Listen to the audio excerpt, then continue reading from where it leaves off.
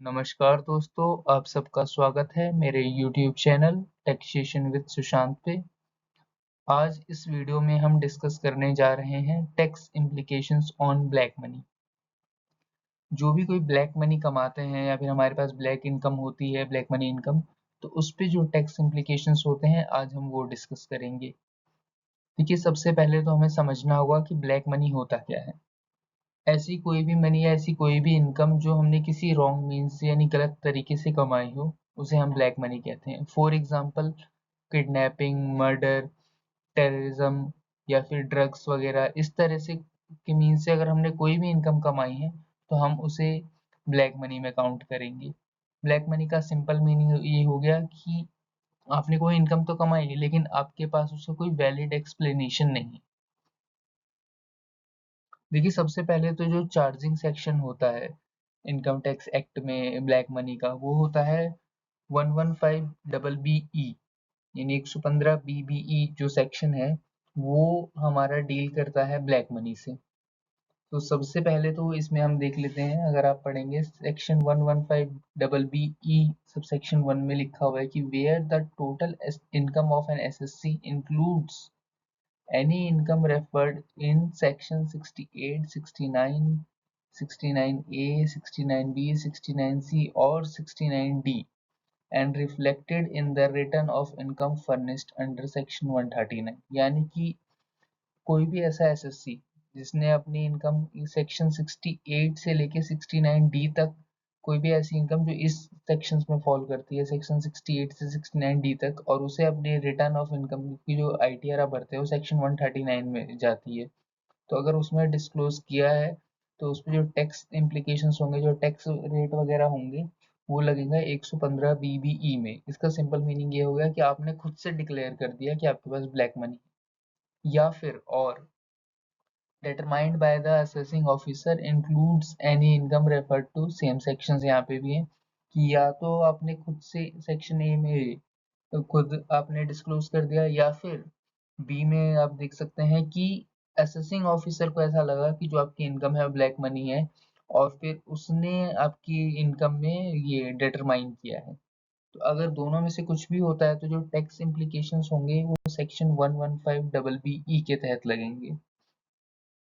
जो tax rate होता है वो क्या होता है ब्लैक मनी पे, क्योंकि जो ब्लैक मनी पे टैक्स रेट होता है वो फ्लैट 60% है। मान लीजिए आपने 1 करोड़ की ब्लैक मनी कमाई है तो उस पे 60 लाख रुपए टैक्स होगा, लेकिन ऐसा नहीं कि सिर्फ 60 लाख की है, उस पे सरचार्ज भी लगेगा 25%। जो सरचार्ज लगेगा वो टैक्स पे लगेगा, यानी कि 60 इंटू में 125 आप कर लीजिए तो आपका 75% बैठ जाएगा। और उस पर फिर हेल्थ एंड एजुकेशन सेस भी लगेगा 4% का। जो इफेक्टिव टैक्स रेट होगा वो 78% होगा। तो अगर हम सीधा सीधा समझे, तो अगर आपका 1 करोड़ रुपए की अगर आपकी ब्लैक इनकम है, ब्लैक मनी है आपके पास जिसे आपने एज ए इनकम शो किया है, तो उस पे 78% टैक्स लगेगा, इफेक्टिव टैक्स रेट जो है। यानी कि आपको 100 में से 78 रुपए एज ए टैक्स देने पड़ेंगे अगर आपकी इनकम जो है वो ब्लैक मनी है। अब हम बात करते हैं सबसेक्शन 2 की।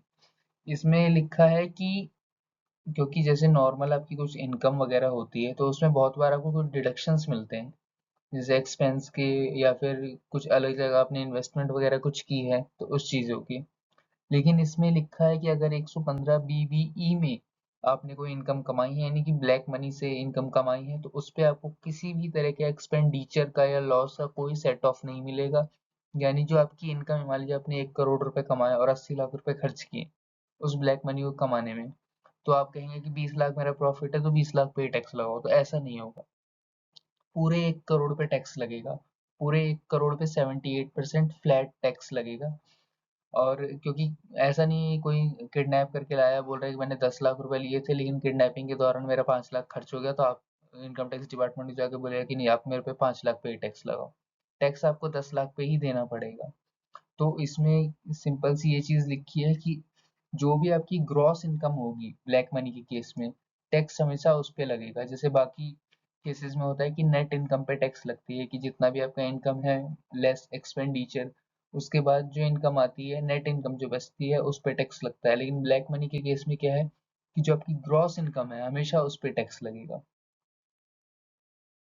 इसके बाद जैसा अभी हमने ऊपर डिस्कस किया था, सेक्शन 68 से 69D, ये वैसे बहुत ज़्यादा इंपॉर्टेंट नहीं है, लेकिन फिर भी ओवरव्यू के लिए आपको थोड़ा पता होना चाहिए। सेक्शन 68 जो है वो डील करता है कैश क्रेडिट से। इसका मतलब कि आपकी बुक में कुछ ऐसी इनकम या कुछ कैश आपका मिला और उसका कोई वैलिड रीज़न नहीं है आपके पास। कैश क्रेडिट का ये मतलब हुआ कि आपने आपकी बुक्स में इनकम तो दिखाई है, लेकिन उस इनकम का सोर्स आपके पास नहीं है। तो मान लीजिए मैंने 1 करोड़ की एफडी करा रखी है, वहां से मेरे पास 6 लाख रुपए आ गए 6% इंटरेस्ट के हिसाब से। तो अब वो एफडी मैंने कराई कहाँ से, या फिर मैंने अपनी बुक में 10 लाख रुपए इनकम दिखा रखी है, उस इनकम का सोर्स क्या है वो मैं नहीं दिखा पाया। तो वो सेक्शन 68 डील करता है। ऐसे ही सेक्शन 69 की बात करते हैं, अनएक्सप्लेन्ड इन्वेस्टमेंट। यानी कि मैंने कोई इन्वेस्टमेंट तो की है, लेकिन वो मैं उसका सोर्स नहीं बता पा रहा कि ये इन्वेस्टमेंट मैंने की कहाँ से है। ऐसे 69A जो है वो अनएक्सप्लेन्ड मनी की बात करता है। मान लीजिए मेरे पास कोई असेट है, ज्वेलरी वगैरह है, घर में बहुत सारा सोना पड़ा है या फिर कैश पड़ा है, लेकिन वो आया कहाँ से है मैं वो नहीं बता पा रहा। ऐसे 69B है, ये भी इन्वेस्टमेंट की बात करता है कि आपने अपनी बुक में डिस्क्लोज नहीं कर रखा है लेकिन आपके पास है। फिर आता है 69C। बहुत बार क्या होता है कि जैसे इनकम पे तो आपका टैक्स लगता ही है, लेकिन टैक्स आपके एक्सपेंडिचर पे भी लगता है। आपकी इनकम तो है 10 लाख रुपए, लेकिन आप खर्च कर रहे हैं 50 लाख रुपए, तो बाकी के 40 लाख रुपए आए कहाँ से? आप बड़े बड़े खर्चे कर कैसे रहे हैं? तो इन चीज़ों पे भी टैक्स लगता है, ये भी ब्लैक मनी के प्रीव्यू में आता है। फिर लास्ट में आता है सेक्शन 69D। हालांकि अमाउंट बोरोड और रीपेड ऑन हंडी, हालांकि ये जो हंडी वाला सिस्टम है पुराना सिस्टम है, अब खत्म हो चुका है, तो ये ऐसे कुछ ज़्यादा इंपॉर्टेंट नहीं है, लेकिन फिर भी आप पढ़ना चाहें तो पढ़ सकते हैं इसे। बाकी फिलहाल इस वीडियो में इतना ही। मिलता हूँ आपसे अगली वीडियो में, तब तक के लिए धन्यवाद।